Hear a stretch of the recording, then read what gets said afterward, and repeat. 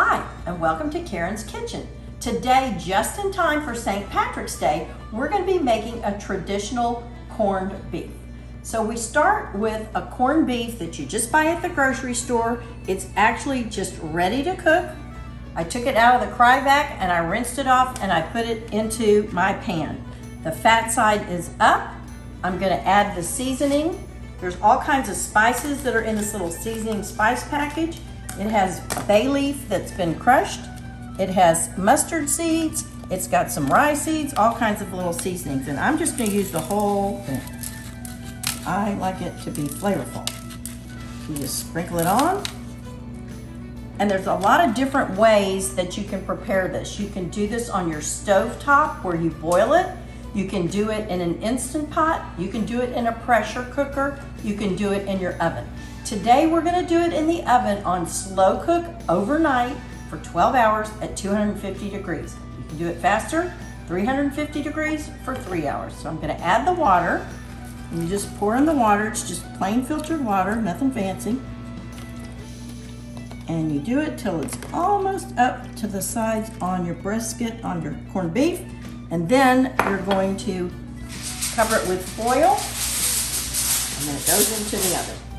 That's all you have to do. And this is going to braise it, which is a moist heat, and it basically steams your meat so that it's a tough cut of meat and it makes it soft and tender so that you can cut it. All right, that's all we have to do. I will meet you over at the oven, and I'll see you in a minute at the oven.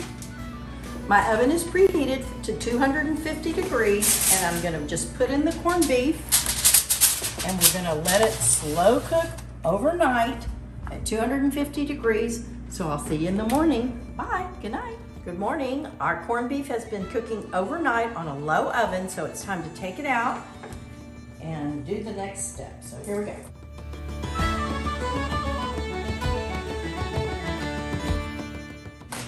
Smells delicious in here.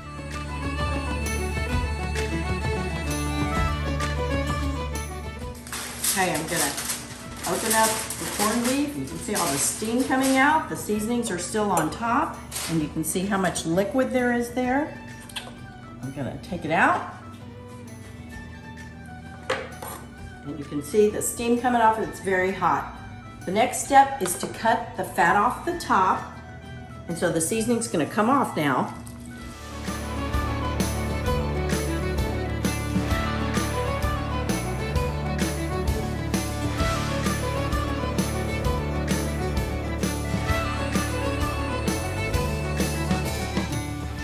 Okay, once I get all the fat off,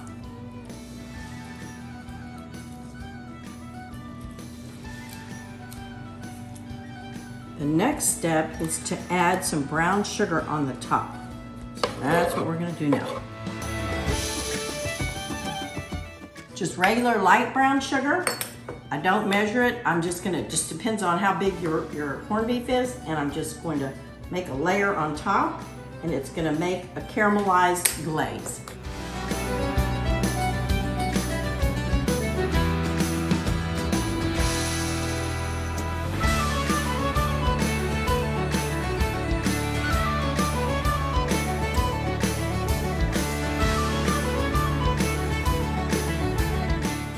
Okay, now we're gonna take the corned beef and put it back into the same pan.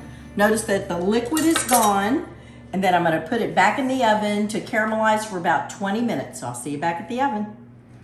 Ready to put my corned beef back in the oven. If you have cooked it overnight on a slow oven, you're gonna wanna increase the temperature on your oven just for the last 20 minutes so that the sugar caramelizes a little quicker. So we'll see you back in 20 minutes. Our sugar has been allowed to caramelize for about 20 minutes. You can see it's nice and bubbly.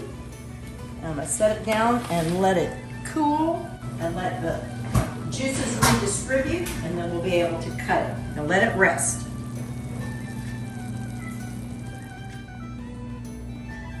The corned beef has been allowed to rest, and I'm gonna cut it. Take a look at how the grain is going this way, and I'm gonna cut it against the grain.